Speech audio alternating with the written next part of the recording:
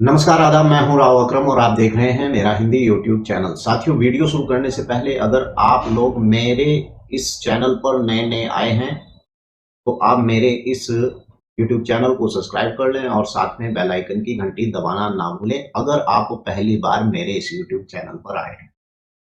आज की इस वीडियो में हम जानकारी करेंगे कि कैसे आप भूमि को ले सकते हैं, लेकिन भूमि को लेने से पहले आपको किन डॉक्यूमेंट्स को चेक करना बहुत ही जरूरी होता है। क्योंकि कुछ व्यक्ति ऐसे होते हैं जिन्हें भूमि के बारे में जानकारी नहीं होती है और वो व्यक्ति भूमि ले लेते हैं और बाद में पता चलता है कि ये अनुसूचित जनजाति या अनुसूचित जाति की व्यक्ति की भूमि थी और जो उसे पट्टे पर मिली हुई थी, लेकिन आपको इस बात की जानकारी नहीं थी और आपने उस जमीन को खरीद लिया है। फिर वही काम खड़ा हो जाता है कि आपके खिलाफ कोई एप्लीकेशन देता है कि साहब इस व्यक्ति के द्वारा सरकारी जमीन को खरीद लिया गया है।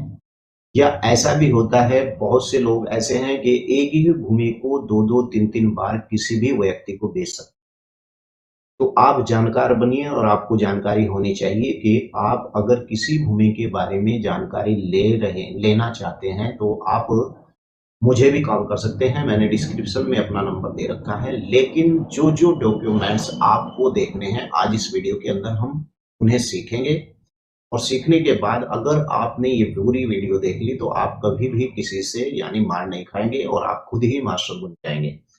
चलिए वीडियो को शुरू करते हैं और जानकारी लेते हैं कि ऐसे कौन से वो डॉक्यूमेंट्स है जिन्हें चेक करना बहुत ही जरूरी होता है। तो चलिए मैं अपने कंप्यूटर की स्क्रीन पर चलता हूं और वहीं जाकर आपको वो सारे डॉक्यूमेंट्स के बारे में जानकारी देता हूं।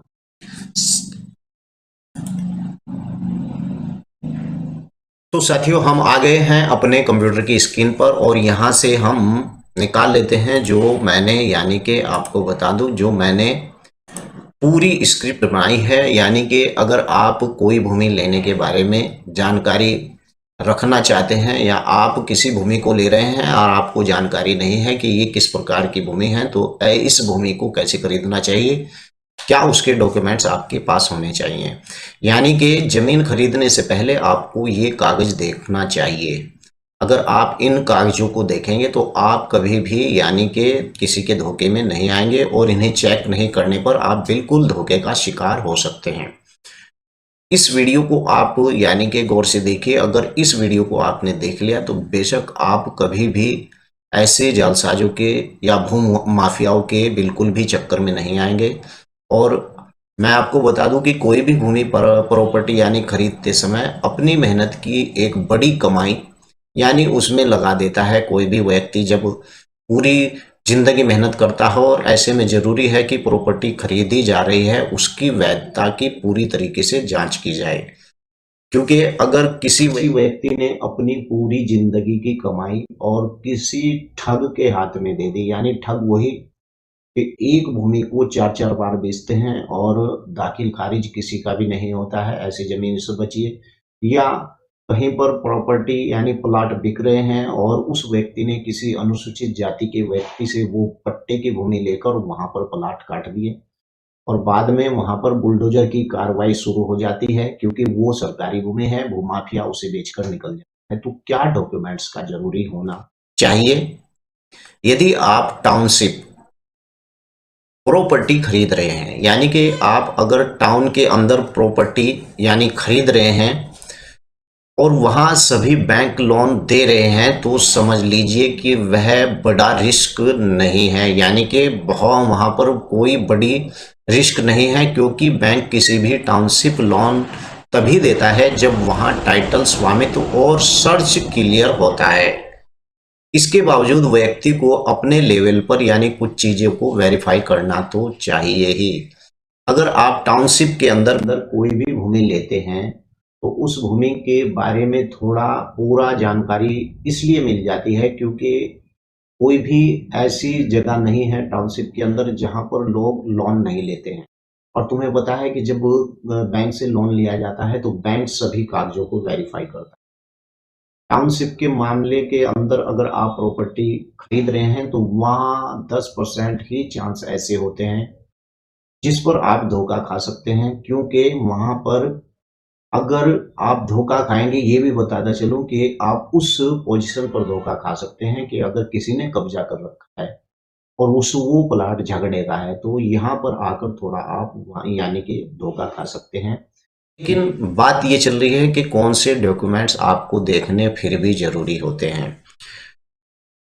लिंक यानी कि लिंक डॉक्यूमेंट्स चेक जरूर करें। नंबर 1, आप कोई भी प्रॉपर्टी खरीद रहे हैं तो सबसे पहले उसके लिंक डॉक्यूमेंट्स को जरूर चेक करें, यानी कि प्रॉपर्टी अब तक कितनी बार खरीदी और बेची जा गई है, यानी कि इस बाबत आपको पूरी जानकारी होनी चाहिए और इसे देखना भी चाहिए। यह आपको पुरानी रजिस्ट्री से पता ही चल जाएगा कि किसे बेची किसे नहीं बेची, और जिसमें भी प्रॉपर्टी खरीदी है यानी उसकी पुरानी रजिस्ट्री की कॉपी जरूर लें। फिर यह देखें कि सभी रजिस्ट्री की डिटेल एक दूसरे से लिंक हो रही है या नहीं। आपकी प्रॉपर्टी बेच रहा है, उसका आइडेंटिटी प्रूफ देखें और डॉक्यूमेंट्स के साथ यानी मैच करें, और प्रॉपर्टी बेचने वाले की पावर ऑफ अटॉर्नी की कॉपी भी जरूर लें। यानी कि नंबर 1 काम आप ये जरूर करें, अगर उस व्यक्ति की वो प्रॉपर्टी है तो उसकी आईडी लेकर, और जो रजिस्ट्री है रजिस्ट्री की आईडी से बिल्कुल उसकी आईडी को मैच करें, और उसकी एक चैन जरूर देखें। ये आपको रजिस्ट्रार ऑफिस से मिल जाएगी कि उसने किसे बेची थी और उसने किसे इस भूमि को बेचा है। यानी कि आइडेंटिटी प्रूफ, मान लीजिए एक व्यक्ति आया, उसने आईडी बना ली और दिखा दिया, आपको पता नहीं कि ये कैसा व्यक्ति है, और तुम्हें पता है रजिस्ट्री के अंदर अब फोटो क्लियर नहीं होते हैं। फोटो कॉपी अगर आपको दिखा दी जाती है तो उस पर किसी का भी फोटो लग सकता है, यानी कि वहां पर फ्रॉडबाजी हो सकती है। कहने का मतलब ये है कि आप उसका आइडेंटिटी कार्ड लेकर उस जो भूमि है उसकी जो रजिस्ट्री है उस रजिस्ट्री से मैच जरूर करें। और साथ में नंबर 2, भूमि रिकॉर्ड की जानकारी का होना जरूरी होता है। नंबर 2 पॉइंट पर, आप जिस भूमि को ले रहे हैं उस भूमि की जानकारी होना आपको बहुत ही जरूरी होता है। आप किसी भी जमीन को खरीद रहे हैं या उसके रिकॉर्ड खंगाले यानी खेती की जमीन ले रहे हैं तो उसके डॉक्यूमेंट्स की जानकारी राज्य सरकार राजस्व विभाग से मिल जाएगी। और जमीन का जो खसरा नंबर है पता करें, खसरा नंबर से आपको जमीन की जो जुड़ी हुई जानकारी मिल जाएगी।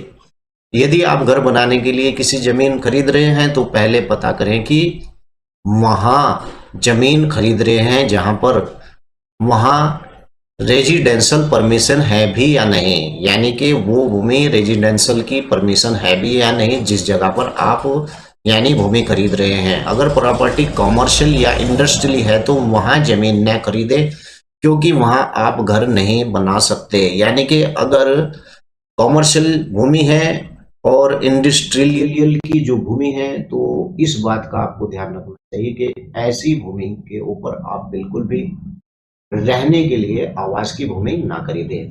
कोई भी व्यक्ति अपनी भूमि बेच रहा है तो आप उस बात की जानकारी करें कि ये कॉमर्शियल में है या कॉमर्शियल से बाहर है, यानी कि इंडस्ट्रियल एरिया में है, तो जहां पर वो घोषित है तो आप वहां बिल्कुल भी रहने के लिए भूमि ना खरीदें। और बाशर्ता अगर आपको वहां फैक्ट्री या कॉमर्शियल काम करना है तो आप खरीद सकते हैं। नंबर 3, टाउन्स में अगर जमीन ले रहे हैं तो क्या डॉक्यूमेंट्स यानी आपको देखने चाहिए। अगर आप टाउन्स में जमीन ले रहे हैं तो आपको इस चीज की जानकारी लेनी चाहिए कि ये प्रॉपर्टी किसके नाम थी और इस प्रॉपर्टी के अंदर किस व्यक्ति का जो भूमि थी उस भूमि के अंदर अंदर किस व्यक्ति का नाम था। ये प्रॉपर्टी पहले कोई झगड़े की तो नहीं थी, और ये प्रॉपर्टी क्या किसी ऐसे व्यक्ति की थी कि जिस व्यक्ति ने उसकी एक पूरी चैन रजिस्ट्रार ऑफिस से मिल जाएगी। और उस पर ये जरूर आपको देखना है कि क्या इस भूमि के ऊपर किसी बैंक के द्वारा लोन तो नहीं लिया गया है। अगर वो रेजिडेंशियल की भूमि है यानी कि वो शहर के अंदर है तो शहर की भूमि के ऊपर प्लॉट के ऊपर अधिकतर लोन मिलते हैं। लेकिन उसकी पावर ऑफ अटर्नी देखनी चाहिए कि किस व्यक्ति ने इसे बेचा था, किस व्यक्ति की ये भूमि थी, और इससे पहले किस व्यक्ति की ये भूमि थी, और उस भूमि के ऊपर किसी प्रकार का कोई लफड़ा तो नहीं है, या उस भूमि का दाखिल खारिज हुआ है या नहीं हुआ है। अगर वो भूमि यानी इंडस्ट्रियल एरिया में आती है या कॉमर्शियल में आती है तो कॉमर्शियल इंडस्ट्रियल एरिया की जो भूमि होती है उस भूमि का जो है दाखिल खारिज होता है। लेकिन जो भूमि शहर के अंदर होती है प्लॉट यानी कि वो 143 होती है, 143 से आपको सभी जानकारी मिल जाएगी। अगर आपके कोई ऐसा मैटर है तो आप मुझे कॉल कर सकते हैं, मैं भी आपको जानकारी दे दूँगा। लेकिन वही व्यक्ति कॉल करे जिसने मेरे नियम को फ़ॉलो किया है। और भी वीडियो, अगर किसी और टॉपिक पर आपको कोई वीडियो बनवानी है तो कृपया इस वीडियो के नीचे लिख दें, मैं उस टॉपिक पर भी वीडियो बना। जय हिंद, जय भारत, खुदा हाफ़िज़।